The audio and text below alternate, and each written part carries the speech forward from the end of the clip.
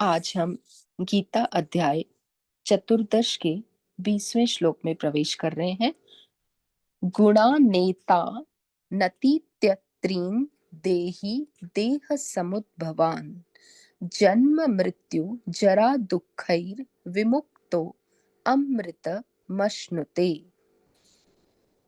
गुणान एतान अतीत्य त्रीन देहि देह समुद्भवान जन्म मृत्यु जरा दुःखैः विमुक्तः अमृतम अश्नुते। अन्वय करते हैं। पदच्छेद में कैसे है? गुणान एतान अतीत्य। गुणान, गुणान किसको कहा? कि जितने भी ये तीनों गुण, अब हम लोग पीछे से व्याख्या करते आ रहे हैं। एतान, यह सारे गुण। अतीत्य, अतीत्य यानी जो इसमें से अपने आप को अलग कर देता है, अतिक्रमण कर देता है, उनका इनमें से छूट जाता है। गुणान एतान अतीत्य त्रीन देही, त्रीन यानी तीन, ये तीन जो गुण है। देही, देही कई बार हमने पीछे व्याख्या में देखा है। देही यानी जो जीवात्मा इस शरीर के भीतर वास कर रहा है। देही या उसको विवेकी पुरुष को बोल सकते हैं देही, जो बोध स्वरूप हमारे भीतर विवेक जागृत है।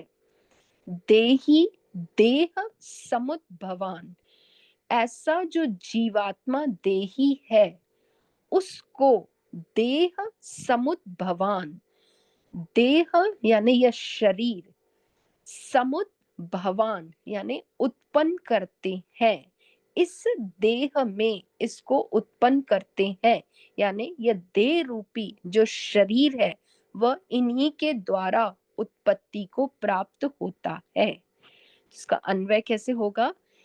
देही देह समुद्भवान, जो देही है, आत्मा है या जो विवेकी मानव है, देह समुद्भवान, इस शरीर के भीतर जो ये कारण भूतान है, ये तीनों देह को उत्पन्न करने वाले, ये एतान त्रीन गुणान, यह एतान त्रीन गुणान, इन गुणों के ये तीन विशेषण दिए। त्रीन क्योंकि ये तीन गुण है। एतान, यह एतान यानी तीन गुण। एतान त्रीन गुणान अतीत्य, जो इनमें से अपने आप को अतिक्रमण कर देता है। जो यह गुण इस देही को यानी इस जीवात्मा को इस शरीर में बार बार उत्पन्न करते हैं, यानी ये जो गुण है यही इस शरीर के उत्पत्ति के कारण बनते हैं।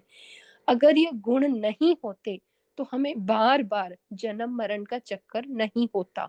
ये गुण ही है जो इसके मूलभूत, जो इसके कारण है इस जीवात्मा को बार बार ये शरीर प्रकट करने के लिए, क्योंकि जीवात्मा स्वयं तो सूक्ष्म है, इसको यह शरीर की प्राप्ति ही इन तीन गुणों के आधार पर ही होती है। नीचे टेक होम मैसेज में देखते हैं। हमने पीछे के श्लोकों में देखा है गुणों का ये जो संबंध है किसके साथ? देही के साथ। देही कौन है? आत्मा, जो इस शरीर के भीतर विराजमान है। गुणों का जो इनके साथ संबंध है, उसी के कारण गुणों की यह वृत्तियां हमारे भीतर चलती रहती हैं। कभी हम सतोगुण में, कभी रजोगुण में, कभी तमोगुण में, इस तरह से उत्थान चलता रहता है। और जो अंत वृत्ति होती है, यानी जब गति अंत हो जाती है इस शरीर की, जब यह शरीर क्षय होने लगता है, उस समय जो अंत गति होती है उसी के अनुसार हमें योनि की प्राप्ति होती है। यहाँ तक हमने पीछे के 18 श्लोकों में विस्तार से देखा है, समझा है कि यह गुणों के जो संबंध है, वे गुण तीनों हमको बांधते हैं और बांधने के कारण हम इन गुणों की वृत्तियों में ही रमण करते रहते हैं और उनके रमण करने की वजह से उन्हीं गुणों का अभ्यास रहता है हमारे भीतर और अंतवृत्ति भी हमारी उन्हीं गुणों में व्यतीत होती है और उसी के अनुसार हमें योनि प्राप्त होती है। अब जब हम इतना समझ चुके हैं पीछे 18 श्लोकों में कि ये 3 गुण हैं, ये तीनों गुण हमको बांधने वाले हैं और इन 3 गुणों के कारण ही हमको आगे की योनियां प्राप्त होनी है। तो एक विवेकी मानव को क्या करना चाहिए? जो बोध स्वरूप को प्राप्त हो रहा है या जिसने भीतर थोड़ा सा भी ज्ञान को समझ लिया है, उसको क्या करना चाहिए? उसको इसमें से छूटने का उपाय ढूंढना चाहिए। मैंने लिखा है how to get release from this. Simple चीज है, जब हमको पता है कि ये गुण हमको बांधने वाले हैं, हमको गुण अपने से संबंध जोड़ के फिर जन्म मृत्यु के चक्कर में डाल रहे हैं, तो हमको इनका संबंध छोड़ देना चाहिए। संबंध कैसे छोड़ें? ये संबंध जो हमने इनके साथ माना हुआ है, वह असल मायने में संबंध है नहीं। यह मात्र अज्ञान के कारण संबंध की प्रतीति है। वास्तविक संबंध हो नहीं सकता। क्यों नहीं हो सकता? क्योंकि ऐसा कोई क्षण आता है कि जब हम अपने आप को इनके साथ विलग कर देते हैं, अलग कर देते हैं। वह कब होता है? कि अगर हम सतोगुण में रमण कर रहे हैं, हम सतोगुण में रमण करते हुए सतोगुण को देखें, रजोगुण को वृत्तियां चलते हुए हम रजोगुण को देखें, उससे हम अलग होकर उसको अलग से देखें, तब हमें समझ आएगा कि इन गुणों से हम व्यतिरिक्त हैं, हम अलग हैं। जैसे कई बार मैंने कहा है कि गाड़ी में अगर हम बैठते हैं तो ये जो तीनों चीजें होती हैं, रेस, गियर और ब्रेक, ये तीनों चीजें ड्राइवर से अलग होती हैं। ड्राइवर और वो तीनों चीजें एक नहीं है। इसी तरह से ये तीनों गुण भी हमसे भिन्न हैं। ये गुण मात्र वृत्ति है हमारे अंदर, और वृत्ति नाशवान है, परिवर्तनशील है, वो षड विकारी है। षड विकारी यानी अस्ति, जायते, वर्धते, विपरिणमते, अपक्षीयते, विनश्यति। वो आती है, उत्पन्न होती है, थोड़ी सी बढ़ती है, फिर चेंज हो जाती है, यानी सतोगुण की वृत्ति आई, थोड़ी बढ़ी, फिर वो चेंज हो गई रजोगुण में, या हमें नींद आने लगी तो वह तमोगुण में कन्वर्ट हो गई, और फिर तमोगुण की नींद में जब वो धीरे धीरे वहां से क्षय हो गई, फिर हम वहां से जागृत हुए, फिर हम सतोगुण में परिवर्तन हो गए, या फिर हम काम करना शुरू कर गए, रजोगुण में परिवर्तन हो गए। यानी ये तीनों गुण अपने अंदर ही परिवर्तन करते रहते हैं। एक आई, फिर क्षय हो गई, फिर दूसरी उत्पन्न हो गई, फिर दूसरी क्षय हो गई। इस तरह से ये तीनों गुण हमारे जीवन में हमको चलाना प्रारंभ कर चुके हैं।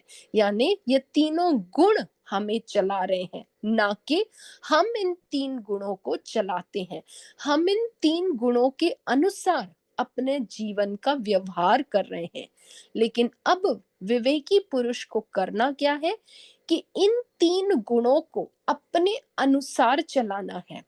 जब मैं सोना चाहूं तब मैं सोऊं, जब मैं कर्म करना चाहूं तब मैं कर्म करूं, ना कि ये गुण मुझसे कर्म कराएं। इतना विवेक हमारे अंदर जागृत रहना चाहिए। तो क्यों ऐसा हम सोच रहे हैं, किस लिए इतना सब कर रहे हैं? क्योंकि प्रभु आगे कह रहे हैं कि जन्म मृत्यु जरा दुखई विमुक्तः अमृतम अश्नुते। ये जो तीनों गुण हैं, ये तीनों गुण ही जन्म, मृत्यु और जरा, इन तीनों के दुख के कारण है। शरीर में रहते हुए हमको क्या परेशानी है? हम क्यों इसमें से मुक्ति चाहते हैं? हम क्यों अमरता को प्राप्त करना चाहते हैं? क्योंकि ये तीनों ही जन्म, मृत्यु और जरा, ये तीनों ही दुख के कारण है। जब जन्म काल आता है तो 9 महीने जो शिशु भीतर वास करता है, वो अनगिनत भीतर कठिनाइयों के साथ रहता है। जैसे नरकों में वर्णन आता है कि वैतरणी नदी होती है, वो ही नदी के भीतर वो वास करता है।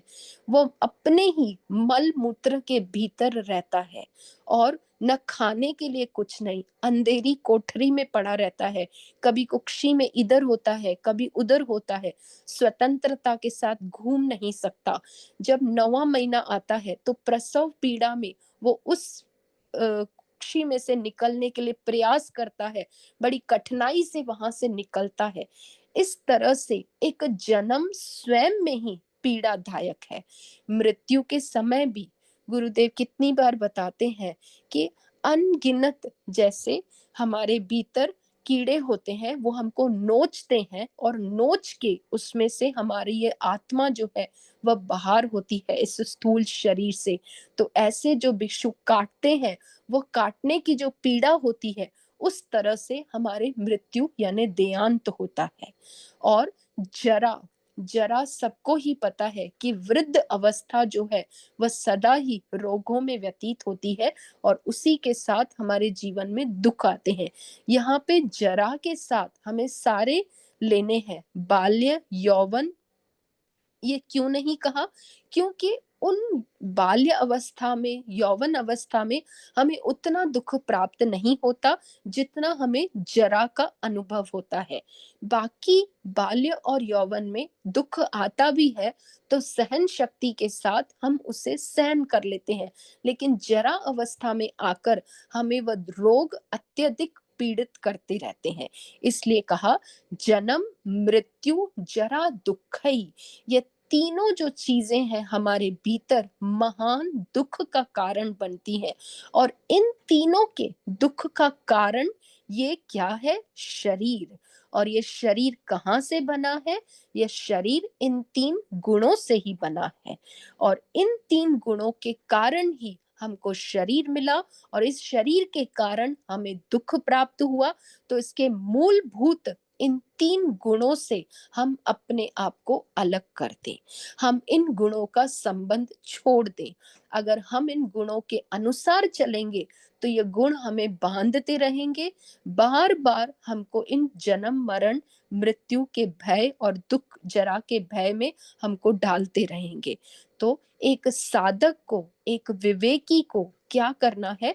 अपने आप को इन गुणों का संग अलग कर देना है, धीरे धीरे, बहुत जल्दी नहीं होगा।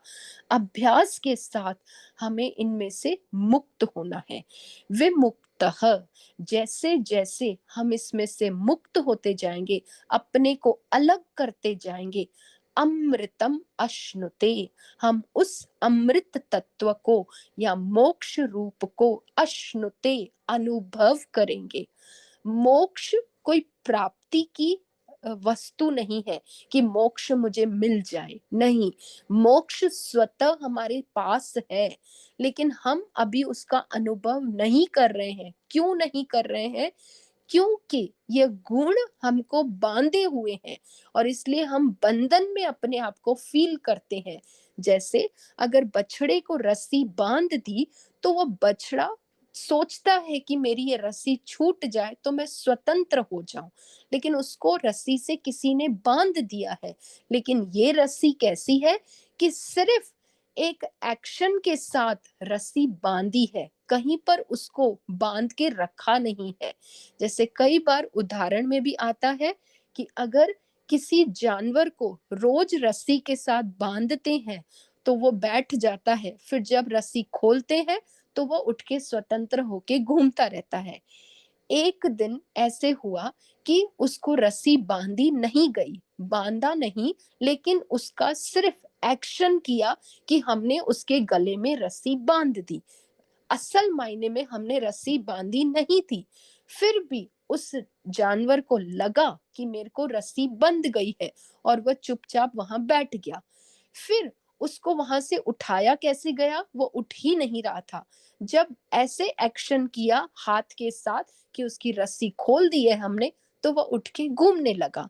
इसी तरह ये तीनों गुणों का जो बंधन है, वो असल मायने में बंधन है नहीं, मात्र अज्ञान की वजह से हमें प्रतीत होता है कि इन गुणों ने हमको बांध लिया है।